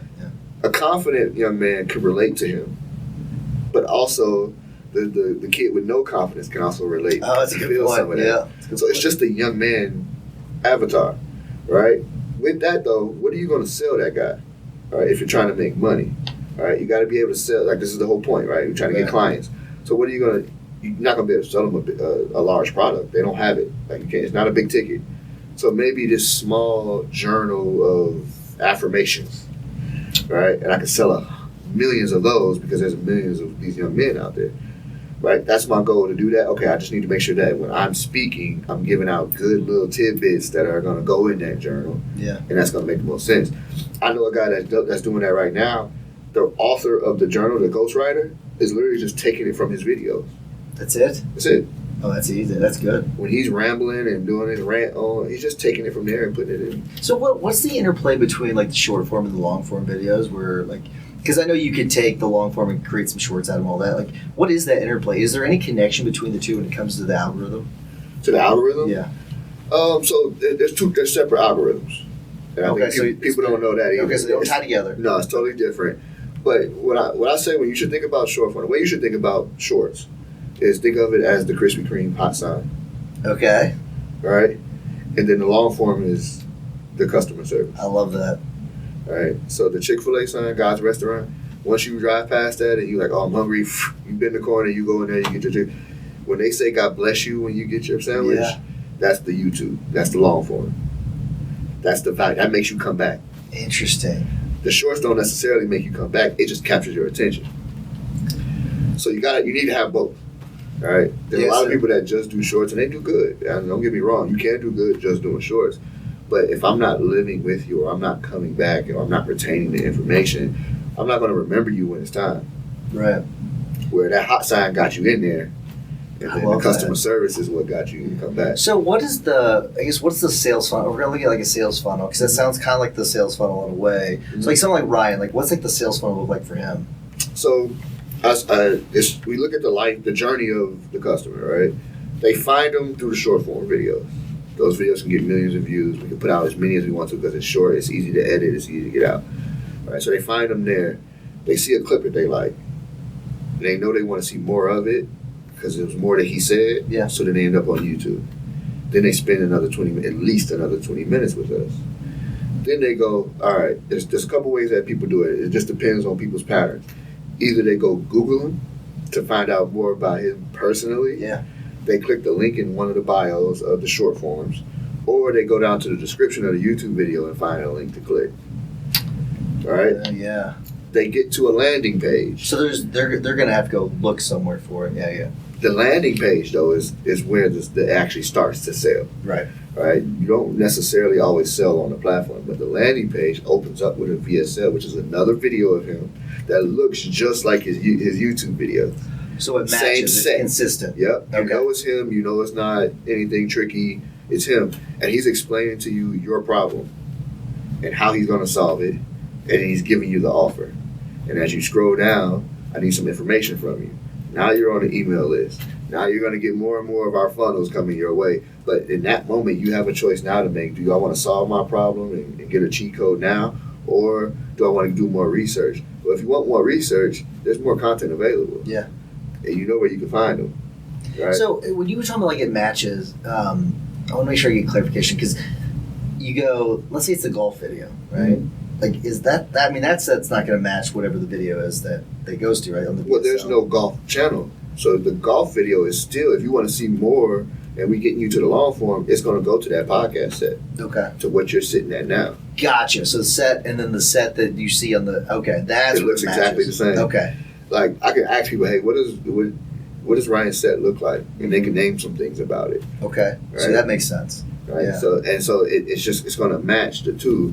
It's going to be very familiar to you. The colors are going to kind of match, like the tone of it. It's all going to match to you with each other because it's the branding of it. Yeah. Right? And so, like, the branding should flow. That's that persuasion stuff, exactly. Like the Cialdini stuff. Exactly. That's exactly what that is. Exactly. And so that landing page is giving you information. It's got this VSL, the video sales letter at the top. You can hear from him right away. He's walking you through your problem, why you're here, how he can fix it, what the offer is, and what it looks like. In the VSL, he's handling objections already, right? So we've already thought about what the objections are, and then he's going to answer those for you right then. You go from that to going down the list. You're seeing some of the testimonials from other people that have done it. It's the regular sales page, but all of that funnels into then, once you put that information in, a call with a salesperson. What do you think makes a good offer? I guess what works for you all? Oh, a good offer? Yeah. Something irresistible, which means I get more than what I came for, right? Where like you're going to solve my problem and I also get this. Right. That's a great offer. As a business, though, the best offer is something that's really sticky, right? So, for instance, if you joined my program, and I actually have something coming out in December, but if you join that, it's going to come with a CRM that you're going to implement all of your content in, and you're going to have the same structure that I have. Oh, that's badass. So it's sticky, right? Yeah. Like it's like, all right, if you don't want to pay the monthly for this anymore, you're going to lose all that. Yeah. That's the best offer for a business. How do people get that? So do you have that set up yet? If not, we can December. We'll put it. We'll put it. We'll put the show notes. Yeah. So in December, we're going to launch it. It's brand new. But I've literally taken all of our systems and created an actual tech product for it so that you can implement. It's just plug and play. Oh, that's awesome. Right now, you can get. I have free resources right now on the website that you can get your podcast equipment set up, your all that kind of stuff. Easy stuff for you to take and go do. But the CRM is going to be great for like you're trying to manage the content, and then hiring a content manager. It gets really simple. Because right now, I can go on my phone right now and see what my editors are working on. Right now. Right now. Oh, that's cool. Right, the progress change. I get alerts when their progress change because I have to review the videos. So when you review every one? Ryan's, I do it. Yeah, nice. Yeah, I make sure I watch every single video. Yeah. So back to like the VSLs and everything. Do you think VSLs would work for lawyers? Yes. Yeah. Yes, because it is again. It's just like simplifying the policy, right? Like your wording. You got to think about I do have a criminology degree. It's also a psychology degree. And a psychology degree. Yeah. If I spoke like that, people would be like, what's he talking about? Because even content is a lot of psychology. It really is. I think it's all psychology. Yeah, like that's I'm understanding behavior in order to get you to do something. Like that's what this content is. I either want you to like, comment, share, support. Like that's what I'm doing. It sounds like a lot of it's consistency too, because like you could create. Because I've actually recorded a video sales letter, but I never connected it to anything because I never did anything with it. It's like one I spent a lot of time on years ago. Just never did anything with it. But like if you don't tie it together correctly, it seems like it won't work. Yeah, it won't work. That's why the offer has to be good, and that video sales letter is important to that landing page, right? Like, because again, if I have to read it, then I might tap out. Right. We're in a generation where you want to hide something, put it in the book, right? Sure. But if I can watch a video for 12 minutes of you explaining exactly what I'm about to get and then go, oh yeah, I'm gonna get it. I don't even have to read the rest of the page. Yeah. How do you stay in front of people? So let's say that they've gone through, they've watched the short, they've watched the video, so they've gone in, got the Krispy Kreme donut, and then now they've gone to the video sales, the VSL page, and then maybe they've given their email address, right? Right. But they've not quite committed. Right. How do you keep staying with them at that point? So there's email sequences, different things that we do, right? So for one of them would be we email our list every podcast. Everyone? Every single one. Okay. Nice. Hey, 3 times a week you're gonna get something saying, check this out. So you do 3 a week. And then sometimes we'll do all 3 in one email at the end of the week. Okay. So we just mix it up. We change it up, right? Interesting. Because we don't want to flood your email and like spam you. Yeah. So we'll do, hey, these 3 episodes came out with some copy from the copywriter and that kind of thing, and it's a great hook, right?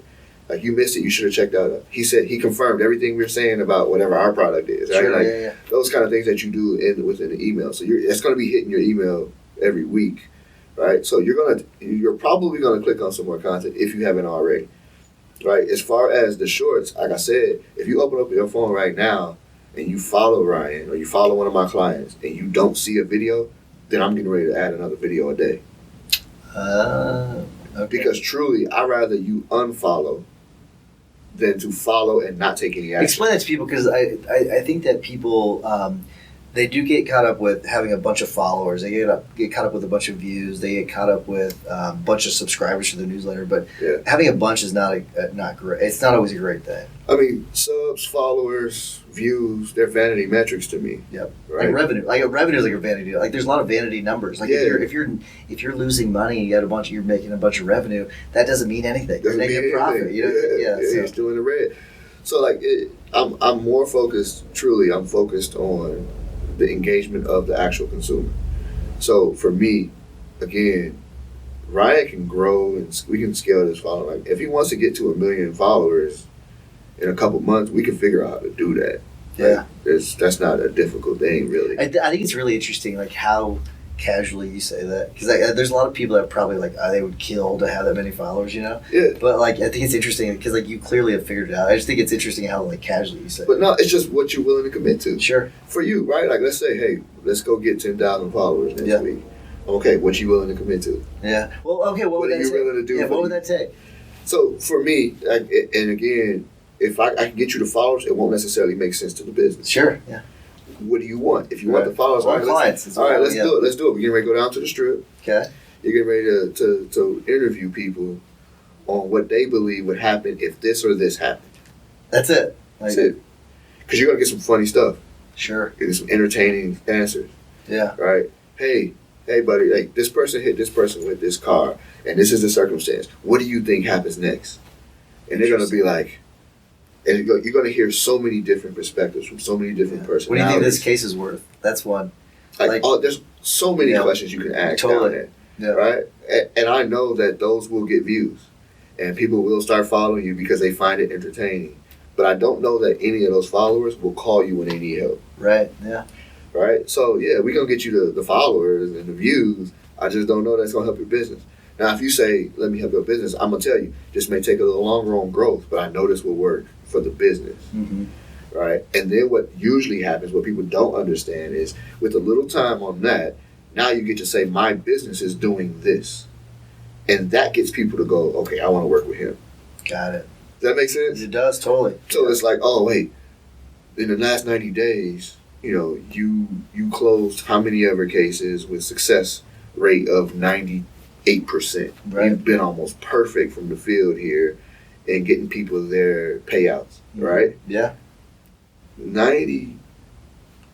80% people are like, I want to work with you. Sure. Right? Yeah. Now, the view on that is boring. Like, it ain't entertaining. Well, the other thing interesting about injury lawyers is we can fudge the numbers because, like, winning a case is very subjective. Yeah, and so we always say, well, we withdrew from a case because it wasn't a good case, and so we didn't lose it. Like, right. you can definitely fudge the numbers. And they do that. Yeah. And I know they do that. I know a couple that have come through. We have a couple that film at our studio with us. And I was like, that's not making much sense, bro. No, yeah. That changed a week ago. It could change. Yeah, absolutely. So, but I say that to say it's how it's packaged and how it's delivered. And so, it's going to be a little slower journey on getting the follower counts, but your business is going to be great. Yeah. And I just think, too, like, people underestimate the local celebrity. That's the big thing. I agree. I do agree with that because you can, it's like the small town lawyers, they can clean up because a big. It is interesting because a lot of times like St. Louis is like the big city in Missouri. Like you got Kansas City as well, but like in southern Missouri, sometimes they want the big city lawyer. Right. The vast majority want the local lawyer. Is what they want. So it is interesting. It's like we're able to kind of pick off some cases in other counties, but sometimes they want the local celebrity lawyer. That's what they want. Yeah. That's it. They want the person they keep seeing. Ryan, up until probably June of this year, May or June of this year, Ryan ran the same TV commercial for 3 years straight. The same. He didn't even hit the commercial, the video that was there. It looked like the new Ryan ate that Ryan. Really? No beard, baby face, thin, right out of baseball. Like, he ran that commercial for 3 years straight because it worked. Locally. So keep doing what works. Yeah, don't change anything that's not working. Okay, so that's a good question, though. So let's say you have a high-performing video, right? It's like you can't run that over and over again, right? Why not? Or so you can. Why not? Because you're not going to get hit by the algorithm because I was always worried about something like that where I've got a high-performing video. If I keep running it again, I'm gonna get hit by it. No, so if we have a video that does well, 3 weeks you'll probably see the same video go out. And if it does well again, in another 3 weeks, you'll see it again. Do you modify it much? The only thing we do just to be safe is we'll re-export the video so that it has different metadata. Oh, see, that part right there is really valuable. But I don't even know that that's having a massive impact. Well, we just rather be on the safe side because if the algorithm picks up your reposting the same clips, it may do something to hurt it. yeah, I'd never considered the metadata because that's how they could track it. It's not based on. That's so interesting because it's not based on what the actual video looks like. You know? It's the actual data that's in that video. Right. It's all data. It's all ones and zeros. Is all it's showing. It's numbers and letters. That's it. Like it doesn't necessarily know what it looks like. It's focused on what the actual file is telling it. So yeah, we'll just re-export it. We also do things where, like, let's say you're doing a direct-to-camera video and you're explaining something. I'll have you film 2 hooks for it. Okay. So you get 2 videos out of every video. So 2 hooks, 1 body, and a call to action. That's a great idea. So that way you're not. Yeah. So interesting. And are you recording those like in the same video? Like, that seems like so simple, but yeah. So you start with one, and then I'm gonna do the next one, and you just cut them and cut them together. So what's one thing that you want to tell the audience now in order for them to kind of think of you when it's time that they need a lawyer? What would you say? So like what they will think like. Just body wise, like what information would you give them that would say that I can trust you? Yeah. So there's one of the main things we focus on as a firm is like we focus on bad faith and a lot. So I'm gonna use a lot of words, and we can always simplify the message later. But what a lot of people don't realize is that you can get over the policy limits on a lot of injury cases, but even a lot of attorneys don't know that because they don't understand how bad faith works. And so there's a lot of bad injury attorneys that screw up cases because they don't understand that element. There's a really interesting dynamic that works between the defendant, who's also the insured policyholder, our client and us, and then the insurance company. The insurance company is looking out for their own interest, even though they've got a legal obligation to protect that defendant, but they don't, and they screw them over all the time. So we're able to capitalize that and get above the policy quite a bit. So I guess the message would be is that you shouldn't really settle for for just the policy sometimes, or you shouldn't just settle for that bottom dollar because many times it seems counterintuitive. If they offer you a lesser amount at the very beginning, that's good for you because that means you could probably get above the policy. Mm-hmm. So like that's the kind of messaging you can many times get more when you're not settling for the lower amount. Okay, here's what I would do. That's your body right there, right? What I would do is I would have you state that using I. Okay. You said we a bunch. I take. I'm more like I like the team approach. Okay, so switch it with interesting. I would say I because I don't see the team. I see you. Yeah. Okay. I'm coming for you. Yeah. You may give me your team once I get there, but I'm coming for you. Yes. Yeah. So you got even this goes for video titles. This goes for descriptions. All of that. No more we. It's all I. What I can do for you. What about I versus you? I wonder. Like so you can so if I'm focusing more on like that, you can get more money versus I can get you more money. You know what I mean? Like so, what do you think about like that? Or is it still trying to focus on me? It's always going to be the level of trust, right? Yeah, where you're currently at. Okay. If you're already trusted, it should be I. Okay. Right. People that do the you or do the we, it's because they don't feel like they have the authority just yet. Interesting. But you're the authority. Okay. Right. The power is within your branding and who you are. So. Always, as I'm listening to you, I'm like, it should be I. He said we again. It should be I. We're going to change that to I, and we're going to end it with simply I will do blank.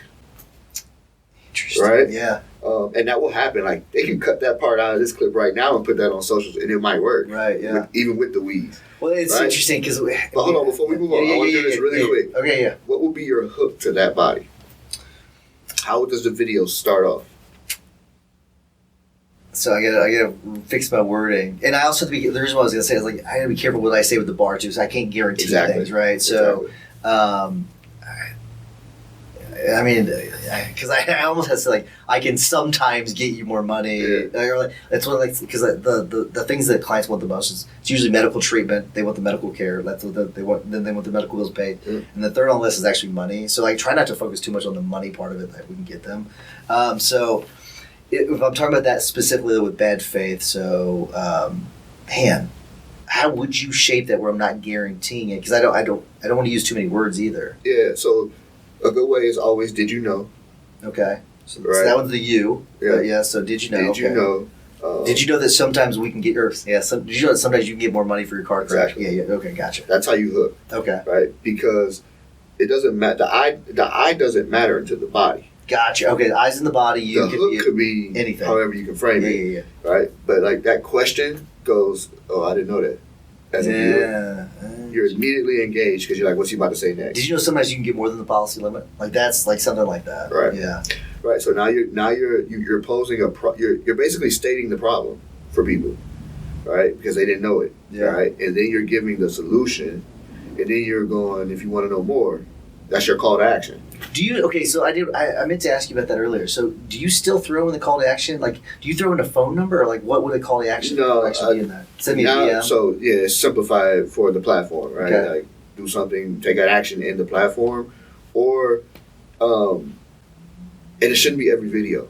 People have a bad habit of doing it every single video. I have a bad habit of that. Right? Yeah. Are you running any paid traffic, like any paid ads? No. Okay, well, so like on Google, but not on video. Not for video. So if you're running paid ads on like Meta at all, then you can pretty much eliminate the call to action. True. Good point. You don't need it because people are going to see the. We ran those years ago, but we didn't see the. Yeah. You don't. That is a specific thing that has to be done. Yeah. Like right for it to work. But if you're running those, you don't necessarily need the call to action on every video because people are going to see the ad at some point anyway. If they're seeing your content, they're going to probably see the ad. Whereas if you want to if it's a specific video for that, then yes, I want to throw the ad in there. I'd also try both. Yeah. Right. So I clip this out of your podcast, have you film the hook for it, blah, blah, blah, do all of that. Put a call to action on one and not on the other, and put both out at different times. That's what's cool about like the live shows too, is you could take and you could you're already doing the work, right? You don't have to like record a bunch of other videos. No. You're just cutting from the stuff you've already done. No. And that's why as a host, even if you're a host of a podcast, you got to be intentional with how you speak about it. Right. Because it can be used. Right. I learned that there was a guy named Erwin McManus. He's a pastor. And after I finished my podcast with him, I asked him, I go, man, what's some advice that you would give me? Like, you're an excellent communicator, like top level communicator. Right. And the first thing he said was master your story. Become great at telling your story. It's the one thing that nobody else can tell better than you, and it's the one thing that's going to draw people in. Yeah. Right? Tear the wall down, right? He was like, and then secondly, you should be framing everything you say as a clickbait or as not a click-worthy video. So he was like, so anytime that I answer a question, I'm thinking about, or I've already thought about how it will be clipped out of the video. Because it's almost an advertisement. We've been focusing on that with Maximum Lawyer a little bit because Becca, like we've been talking about, like I was like, I want better thumbnails, right? She's like, well, you need to do more things like in the actual video. Yeah. So if I'm doing stuff like this, I'm doing this intentionally, right? So she can kind of cut this out. Like so you like that. So that is the framing is something I had not been thinking enough of. Frameworks in general. So like how you say certain things. For instance, when I go, like I'll say something like, or you'll mention. What's like the way that you for sure guarantee like there'll be some success on the platform? And I'm like, your consistency. Make sure that you're just staying in front of people and always posting something. Or I can say, like, have you ever heard of the saying, the squeaky wheel gets the attention? Sure. Yeah. There's two different ways of saying the same thing. Completely. One of them is going to be thought-provoking and have people like, the squeaky wheel does get the attention. Yeah. Right? And then the other half of that is, the quiet wheel gets ignored. You should be a squeaky wheel. Right. That can be framed so that it can be clipped and put out and everybody goes, oh man, this guy is good. Like he's deep. He can say things, right? Like even the only cheat code is consistency is a clip. Right? Like that can be used, right? So these are all things that you got to be thinking about on how you speak and how you say it. What happens though is repetition, it just becomes natural. Yeah. And then it becomes, that's you now when you're even trying to close the client. It's like talking in sound bites. Exactly. Yes. It's true. Yeah. Right? But it's true, but it's a natural thing because you're saying everything that, like, you're going to answer the same questions over and over again, which is a huge thing. Even the point about, like, lawyers, right? They're like, I don't know if I have time for the media side of things. There shouldn't be anyone that doesn't want to come on your show as a lawyer that's trying to get exposure. Sure. They don't have to have their own podcast. There's enough of them now where you can just go on tour. They're all over the place. Yeah, you can go on tour and get as much media. And now I can get clips from everybody. I don't even need to make my own. So it's like there's ways of doing that, but understanding how to frame what you're saying so that it fits what you're actually trying to promote is a big piece. I love that. The best do it. Yeah. The best of them do it. It's funny. Sometimes I'm filming and I'm like, yeah, he's going in. Like, you know what I mean? I'm like, he's getting it. This is going to be all over our page, and our audience is going to see this. And there's going to be people that click this. So my mind immediately goes, make sure I get an affiliate link from this guy. Yes, that's make sure that, smart. You know what I mean? Like, because we're going to make something off of him saying all of this, like those kind of things. Yeah. So I'll start to wrap things up a little bit. Like, what would your message be for lawyers going forward, getting into social media? Yeah. My message is always going to be figure out how to create content consistently without the expense of changing your lifestyle, right? So what you do on the daily may feel boring, may feel like it's not worthy of video, but that may be the perfect thing that gets your business to the next level. So find a way to create content that's centered around your everyday work, and just get comfortable with the like being on camera, right? Because that's the hard part. So that's what I would encourage lawyers specifically, and then also think about what your messaging really is, right? Like, what is it that you want the people that will support you to hear from you? If you can do those two things, and you can put those out consistently, you'll see results. That's the one thing that I can guarantee. What content are they watching? Yeah, I love it. That's great. Well, thanks, Justin. Really appreciate you doing this. Absolutely, awesome. man. Glad to be here, dude. Yeah.